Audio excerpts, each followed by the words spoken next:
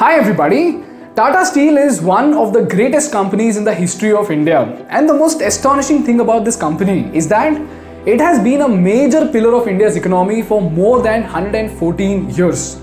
And these 114 years include the most turbulent times in world history, including 2 world wars, the Great Depression and 4 national wars. But all throughout these times, Tata Steel has stood tall and managed to become a dominating force in the world steel industry.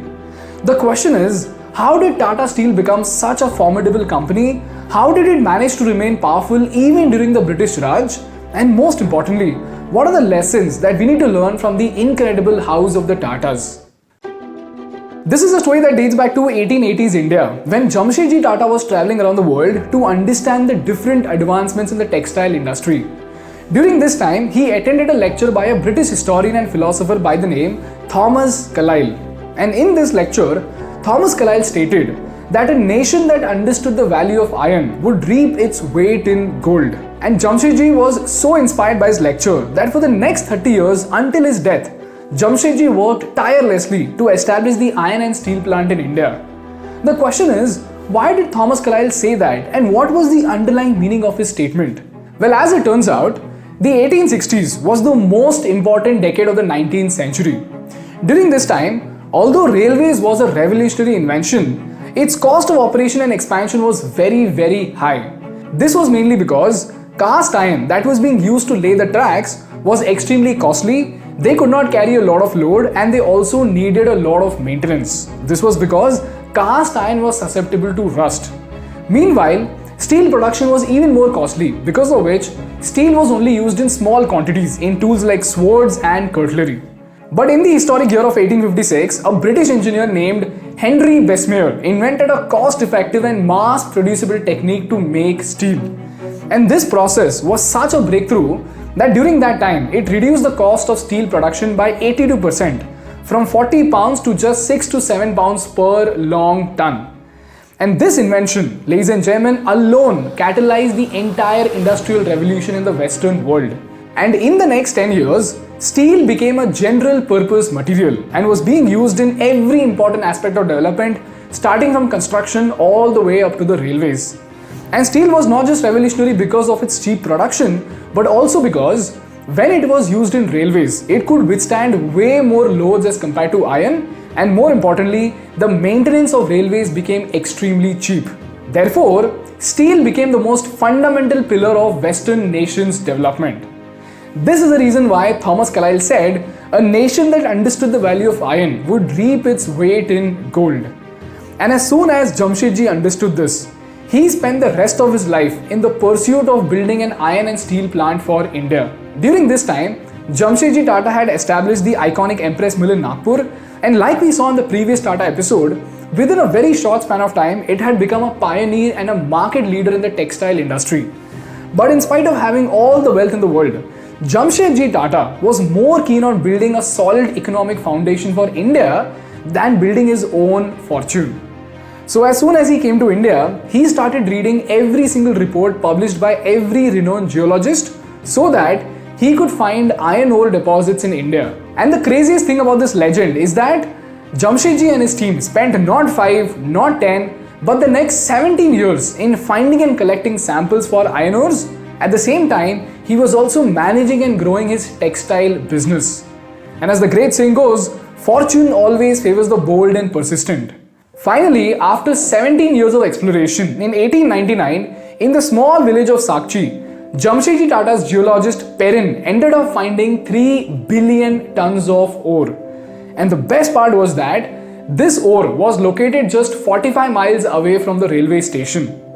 And this is how, ladies and gentlemen, India embarked on its journey to participate in the steel revolution of the world. But unfortunately, Jamshedji wasn't alive to see his dream come true. While he passed away in 1904, his son Dhurabji Tata and brother R.D. Tata took his dream forward, and finally, the Tata Steel Limited was incorporated in the year 1907 with the name Tata Iron and Steel Company Limited. And after 5 long years of preparation and fundraising, in 1912, the first steel ingot rolled out of the factory. Now the question over here is, all of this was happening when India was under the British Raj, right? Then the question is, Why and how did the British government allow these Indian enterprises to grow? Well, there were three reasons for that. Number one, the Britishers realized that the real profit was not in making steel, but in making railways so that they could make money with trade expansion. So the construction of the railways was more important than the steel plant. Secondly, they realized that importing steel all the way from Britain or the neighboring colonies was extremely costly and an extremely tedious procedure. And obviously, surveying the entire subcontinent was also not a viable option. Therefore, they liberalized the mining laws so that people like Jamshedji could use their resources and provide steel for the government. And lastly, on 28th of July 1914, World War I broke out. And this turned the British Empire's attitude towards Indian enterprises from jealousy to positive encouragement. Now over here, some people often ask me as to why did the Tatas help the Britishers? Couldn't they just let the Britishers lose the war? Well, it's not as simple as that, guys. Because had they done that, the British Empire would have easily taken over the plant forcefully. Which means what? 3 billion tons of ore would belong to the Britishers. And on top of that, they would have banned the Tatas from building the other industries, one of which was Tata Power, which even to this day is one of India's most valuable assets. So while most of us think of industries as just money-making machines, it is important for us to note that empires might rise and fall, wars might come and go, but if a nation strategically invests into industries, these industries will act as the most important engines of a nation's economy and they will last for centuries. In this case, if you look carefully, even during the British Raj, Jamshedji Tata laid the foundations of three of the most important industries in India, that is, textile, steel and power. And the absence of these industries would have left India in ruins during the post-independence period.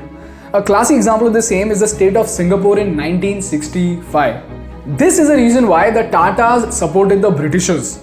In that period, Tisco became the only supplier of steel in India and it enjoyed a terrific boom.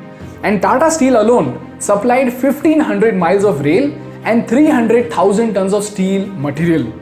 And this created thousands of jobs for the Indian workers and established Tata Company as an unshakable entity in the Indian business ecosystem. And just when everyone thought that Tisco was all set for the high, the World War bubble burst, and in 1920, the world witnessed something called the post-war recession. And suddenly, there was no longer a soaring demand for steel and no more jobs for the soldiers. In fact, in America alone, the number of active soldiers fell from 29 lakhs to just 3.8 lakhs within just 2 years in 1920. And India was no different either. As the war wrapped up, the Indian industries got badly affected and Tata Steel's only regular customer, Japan, was shaken up by an earthquake which again killed the demand for steel.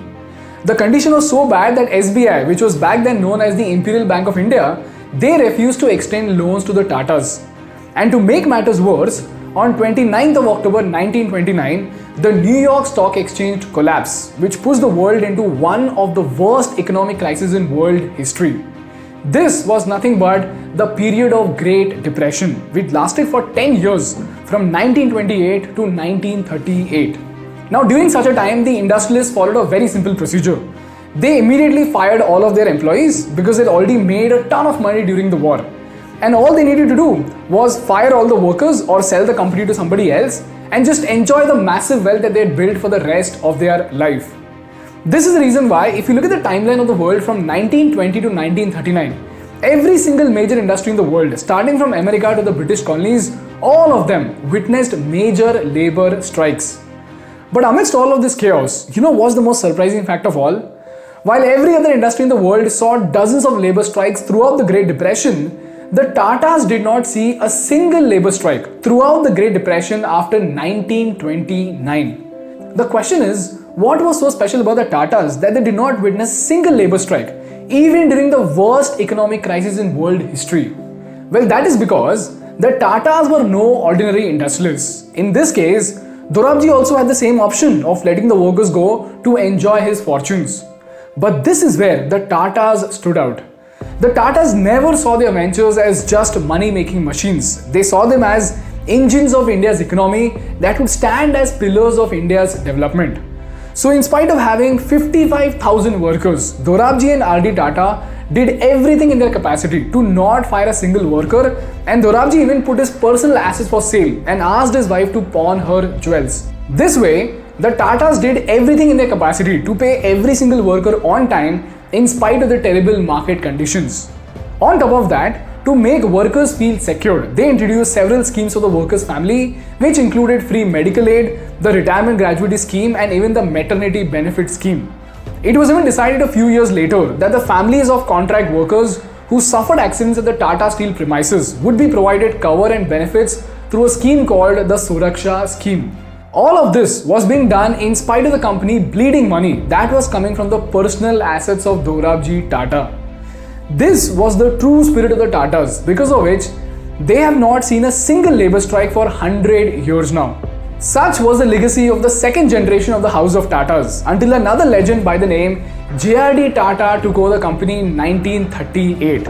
We'll talk about him in the upcoming episodes, but for now, with all this information that we have, let's move on to the most important part of the episode, and that is, as future leaders, what are the business lessons that we need to learn from the incredible House of the Tatas, and what are the study materials to help you dive deeper? Meanwhile, if you're someone who loves the Tatas as much as we do, you can use the Small Case app to invest into the best Tata companies by opting in for the House of Tata Small Case.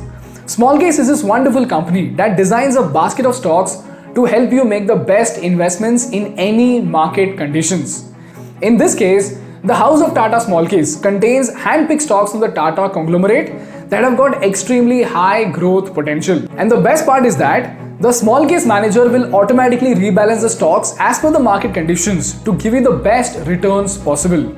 And even if you do not want to make investments, you could use my favorite feature in this app, that is the news section and the newsletters. These are again wonderful pieces of contents that will help you get the latest updates about the most important happenings in the market. So if you love their idea, download the Small Case app from the link in the description. Moving on to the lessons from the case study, there are three very important lessons that we need to learn from the House of Tatas. Lesson number 1. No matter how big or small of an entrepreneur you are, if you want to be the best in your sector, you have to be a voracious reader and an ardent student of your industry. In this case, if you see, at 40 years old, most people often give up on learning.